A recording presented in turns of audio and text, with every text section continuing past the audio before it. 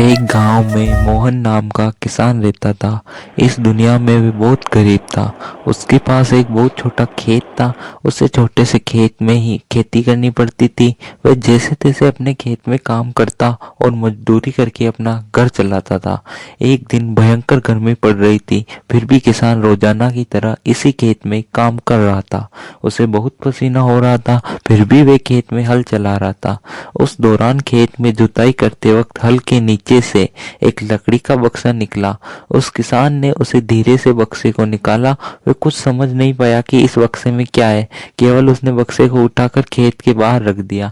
उसने देखा कि ये तो बहुत खाली है। वे ये देखकर बहुत निराश हो जाता है।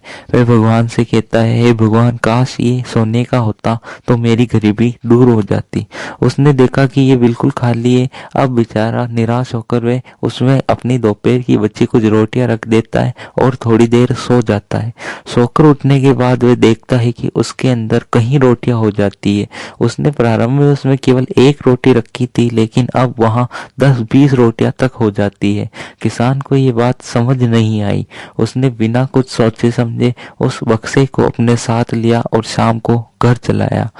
जब उसे ऐसा लगा कि इस बक्से के अंदर कुछ ना कुछ गड़बड़ है, तो उसने ये चीज अपनी पत्नी को बताई।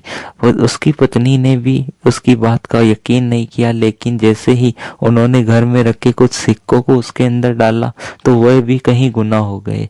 इस प्रकार किसान को समझ में आ गया था कि ये कोई मामूली बक्सा नहीं है, ये जादुई बक्सा है। इसे पाकर वे बहुत खुश हो गया। अब वे और उस मोहन बहुत ही धैर्यवान व्यक्ति था। वे हमेशा उसमें से आवश्यकता के अनुसार ही वस्तु प्राप्त करता था। कभी भी जरूरत से ज्यादा सामान बक्से से प्राप्त नहीं करता था। कुछ दिनों बाद उस बक्से के बारे में गांव के जमींदार को पता चल जाता है। वह जमींदार एक लालची व्यक्ति था। उसने सोचा, मेरी जमींदारी में किसी भी जादुई वस्तु पर तो मेरा ही अधिकार होगा। जमींदार के कहने पर आदमी उस किसान को पकड़ कर ले आते हैं। उस जमींदार ने किसान को धमकाया और कहा कि तुम्हारे खेत में मेरी जमींदारी का हिस्सा है, इसलिए उस बक्से पर मेरा अधिकार बनता है। जमींदार की बात सुनकर किसान डरते हुए बोला, मालिक, भले ही जमींदारी आपकी है, लेकिन उस खेत पर खेती मैं करता हूँ, तो बक्से पर भी मेरा अधिकार होगा। जमींदार समझने लगा कि ये किसान ऐसे नहीं मानेगा। उसने किसान को धमकाया और उसे बक्सा छीनकर भगा दिया। किसान बेचारा रोता रह गया। बक्सा लेकर जमींदार बहुत खुश हो गया। जमींदार ने बक्से से स्वभाव अनुसार, वे लालची तो था ही, बहुत सारी वस्तुएं हासिल कर ली और मजे कर रहा था। थोड़े दिन बाद कुछ लोगों ने जादुई बक्से के बारे में मंत्री जी को बता दिया। पहली बार तो मंत्री जी ने ध्यान नहीं दिया, लेकिन वापस कुछ दिनों बाद उन्होंने अपने एक आदमी को भेजकर बक्से की सच्चाई के बारे में पता करवाया। जब उस मंत्री जी के आदमी को बक्से की सच्चाई पता लग गई, तब उसने मंत्री जी को जाकर बताया।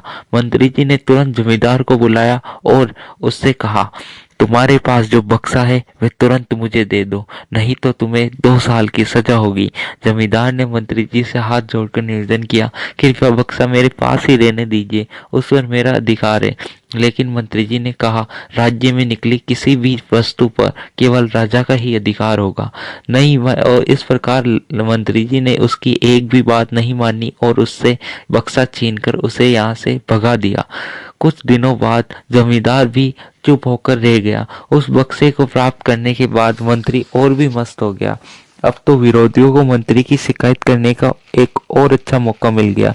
विरोधियों ने मंत्री की शिकायत के साथ ही बक्से का राज भी राजा को बता दिया। राजा को जब पता चला कि ये बक्सा किसी गरीब किसान के खेत से मिला है, तब राजा तुरंत अपने सेनापति के साथ मंत्री के घर गया और मंत्री से कहा, पूरे देश की जमीन पर राजा का अधिकार है, इसलिए उस बक्से पर मेरा अधिकार है। तुम कौन होते हो मेरा हक छीनने वाले? तुरंत बक्सा राजमहल भिजवा दो, नहीं तो तुम्हारा सर कलम कर दिया जाएगा। मंत्री ने राजा की बात सुनते ही डर गया और उसने राजा के कहे अनुसार सेनापति के साथ बक्से को राजा को सौंप दिया।